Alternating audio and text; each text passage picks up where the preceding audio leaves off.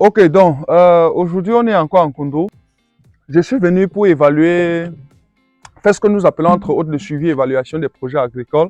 Parce que comme tu sais, ici on fait de l'avocatier et on fait du plantain. Les machines que vous voyez derrière là, c'est aussi pour faire les trous pour les plantains. Donc du coup, on a à peu près 5000 plantains à mettre cette semaine-ci.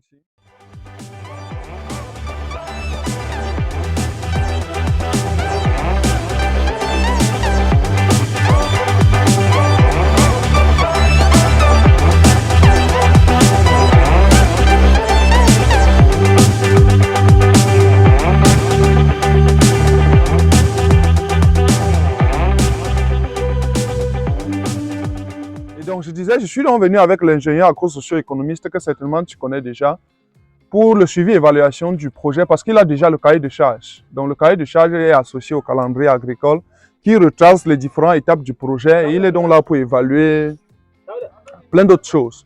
Donc, je vais terminer la vidéo la conclusion sera axée sur, pour ma part, des stratégies de nutrition alimentaire qu'il faut avoir au champ pour stabiliser le personnel. Donc, je parlerai de ça à la fin.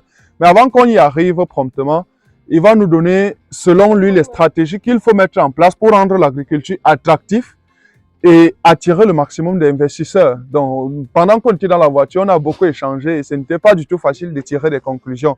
Donc, du coup, il va vraiment essayer de se présenter et nous donner ces stratégies qui, pour lui, sont vitales pour que l'agriculture décolle au Cameroun. Parce que nous savons tous, on est prêt à investir, mais il y a des choses qui coincent. Donc, il va nous donner ses avis et du coup, on pourrait adopter ou pas. Donc, je laisse le deal. Ok, bonjour à tous. Moi, c'est l'ingénieur Poazamafo. Je suis spécialiste en finances agricoles. Bon, comme Monsieur Kana le disait, l'agriculture aujourd'hui n'est pas vraiment très attractive. Quand je dis très attractive, si vous voyez un jeune aujourd'hui, vous lui présentez une liste de métiers. Si vous mettez médecin, ingénieur polytechnicien ou ingénieur agronome, vraiment, il va classer ingénieur agronome en dernier recours. Et plusieurs raisons poussent à cela, parce qu'aujourd'hui, les agriculteurs ou les acteurs de la filière agricole ne présentent pas l'image qu'on aimerait qu'elle soit. Dans d'autres pays, j'ai fait l'Afrique du Sud. En Afrique du Sud, par exemple, on a certaines exploitations où ce n'est même pas le rendement de l'activité qui donne l'argent aux producteurs, mais ce qu'on appelle l'écotourisme. C'est-à-dire la manière avec laquelle on a cultivé, toute la beauté qu'on met autour, tout ce qui est valeur ajoutée autour de l'agriculture, qui fait en sorte que ça augmente même la rentabilité de cette activité-là. Bon, un autre problème aujourd'hui, c'est la ressources humaines. Quand on dit ressources humaines, c'est en fait toutes ces personnes-là qui doivent s'intéresser, qui doivent développer ou qui sont utilisées pour pouvoir mener à bien notre agriculture. Mais le plus souvent, ces personnes-là sont réticentes parce qu'aujourd'hui, notre agriculture est principalement caractérisée de du labeur, d'un environnement toujours qui n'est pas toujours très propre. Par exemple, lorsque vous amenez des gens au champ, les conditions dans lesquelles on les entretient, ce qu'ils doivent manger au quotidien, n'est pas vraiment très attrayant. Voilà pourquoi beaucoup vont préférer peut-être d'autres corps du métier parce qu'ils ont peut-être la possibilité de facilement s'épanouir. Donc, pour ma part, il serait vraiment très adéquat d'améliorer déjà l'environnement, d'améliorer tout ce qui est autour, tout cet aspect de beauté-là, tout cet aspect de propreté et surtout d'aspect nutritionnel. Parce que si vous amenez par exemple des producteurs ou du moins des employés au champ, vous les mettez dans un environnement vraiment très propre, vous prenez vraiment du soin avec ce qu'ils vont peut-être déjà consommer. Et maintenant, dans votre champ même, vous mettez vraiment l'accent sur la propreté et l'ordre, le bon piquetage et tout ce qui va avec. Je pense que pour ma part, ça sera un plus et ça va vraiment attirer des gens et c'est une très bonne stratégie pour pouvoir développer le secteur.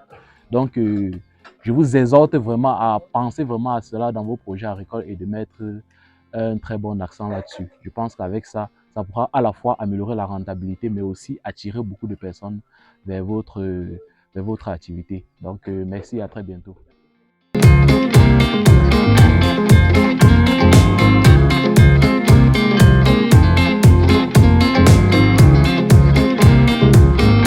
Du coup, j'ai tenu à conclure en vous donnant 2-3 stratégies sur la nutrition alimentaire. Donc, ce qui se passe très clairement, c'est que pour s'en sortir au champ, il faut manger.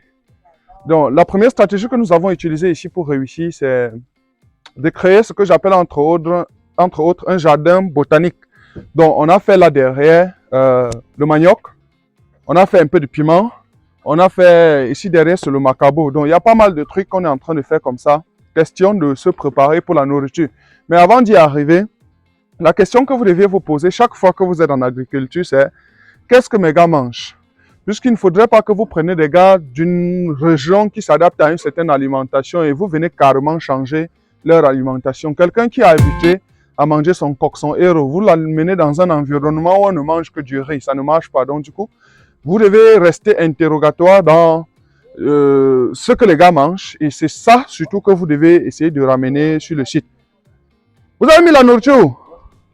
Ah, c'est là-dedans? Ouais, donc, bon, pas grave. Donc ici, par exemple, je m'assure que les collaborateurs avec qui je travaille au quotidien sont ravitaillés parce que le site fait quand même 5 km. Donc du coup, s'il faut sortir tout le temps pour acheter, c'est pas toujours évident.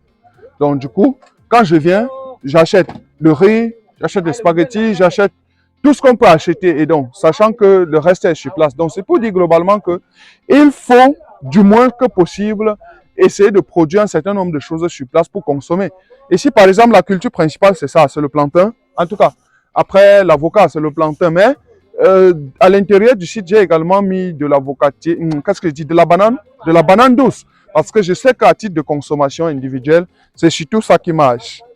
Voilà, donc je ne vais pas être plus long, on pourrait discuter éventuellement au bureau parce que là, on est sur le terrain, on veut challenger. Donc ce que vous voyez, c'est des machines, c'est des tarrières comme d'habitude. On va, on va challenger quoi, comme d'habitude. Donc ce service-là, on sait le faire. Donc il y a piquetage, trouaison, planting. Je précise également que on est en deuxième campagne agricole. J'ai fait une vidéo que tu sais déjà sur comment réussir la deuxième campagne agricole.